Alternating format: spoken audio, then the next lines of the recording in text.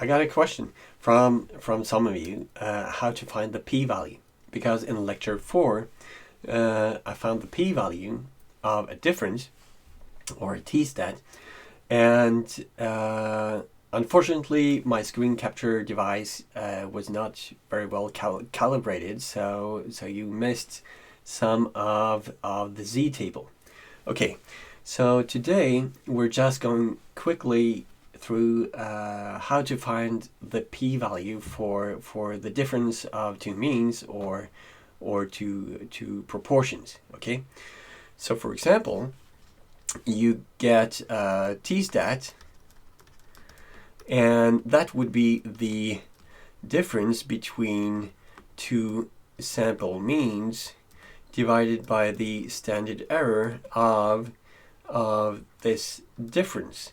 Okay, and the reason why you divide by the standard error is that you want this to be like a t-distributed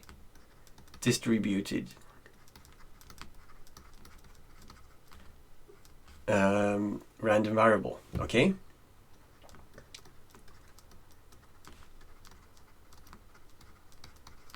okay, and if degrees of freedom is large, then this is normal distributed. Okay, with mean 0 and variance 1. Okay, mean and variance. Okay, and if you have a z-stat for proportions, then you look at the difference between two proportions, sample proportions, okay, divided by the standard error of the difference. And this is assumed to be normal distributed with mean 0 and variance 1. Okay? And how can we use this? How can we use this?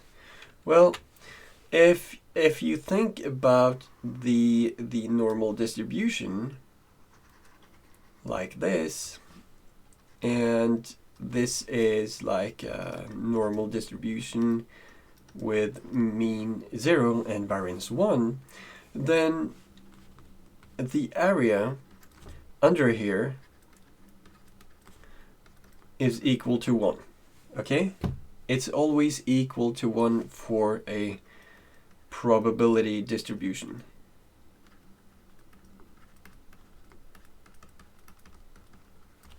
Probability density.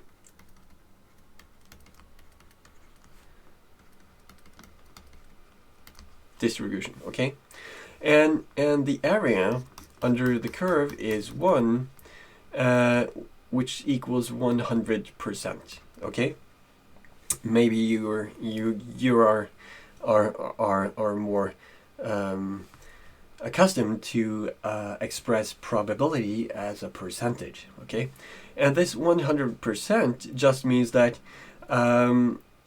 in the area which this distribution covers, something will happen.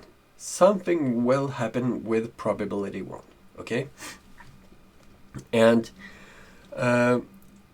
we can use this because if we are interested in a probability regarding our, for example, z-stat, and we got a t-stat or a z-stat,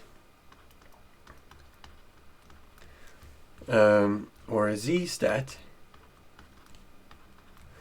of for example 2,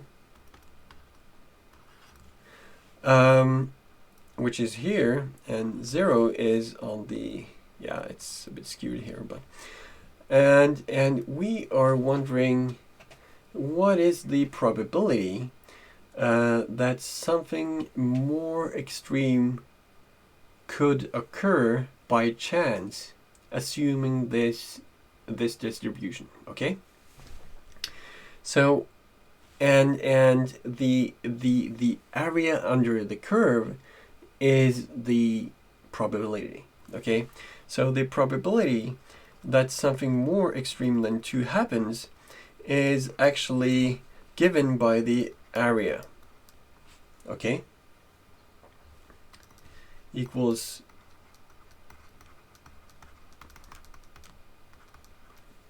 the probability. Okay.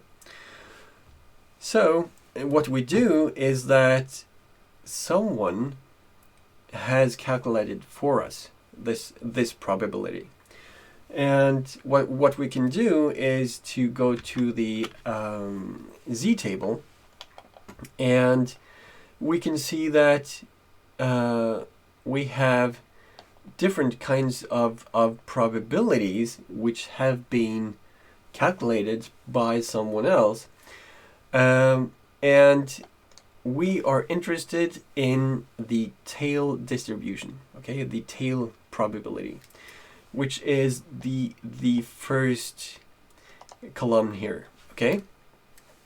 And you see that this column, it gives you the left tail distribution, or left tail probability, which is no problem because the normal distribution is symmetric. Okay, so if you have a normal distribution, then the probability, or the area under the curve on the right side, is equal to the area under the curve on the left side. For this is plus x standard deviations above the mean, and this is minus x standard deviations below the mean. Okay, so if you go equal distance from the mean on both sides, you will have the same tail probability. Okay, so this is equal to this. Okay, so that's why we can use the left tail probability here, and in our example we went 2 standard deviations away from the mean, which is 0, and you see here that we have the z-score, and if you have a z-score of 0, which is in the middle of the distribution, then you have covered or the probability of an outcome which is less than 0, it's 50%. Okay, it's 0.5, it's 50%. But as you move further away from the mean of 0, then you see that the probability drops. Okay, that's why, and that's because the area under the left tail diminishes as you reach a higher z-score on that side. Okay, so this gives you the probability that something more extreme in the tail will happen by chance. Okay, so if you're in the middle here at 0, then there's a 50% chance that something more extreme than 0 will happen. But if you, as in our example, go 2 standard deviations away from the mean, then the probability that something more extreme will happen is close to 0. Okay, so for example, if you go 1.96 standard errors away from the mean, away from 0, then there's only 0.025 chance or probability that something more extreme would have happened, okay? Which is 2.5%, okay? And if we go 2.05 standard errors away from the mean, then you only have a 2% chance of getting a more extreme outcome, okay? But our t-value is, t or z-value is 2, so it's in the middle here, right? So what we can say is that, well, we have the standard normal. Let's get rid of that. We have the standard normal distribution, and we are looking at the tail distribution. Well, it never goes to 0. Yeah. And we have, for example, a probability of 1.96, which means that the area here is 0.025. It should be. Oh, here you go. 0.25 equals 2.5%. And if you have, for example, sorry about that, always centered at 0. And if you have a z-score or t-score of 2.05, we saw from the table that the probability, the area under the curve, is 0.02, which is 2%. Okay? But our score is 2. Sorry, it's here. We just make a line at 2, and let's see if we can just make the distribution as well. Yep.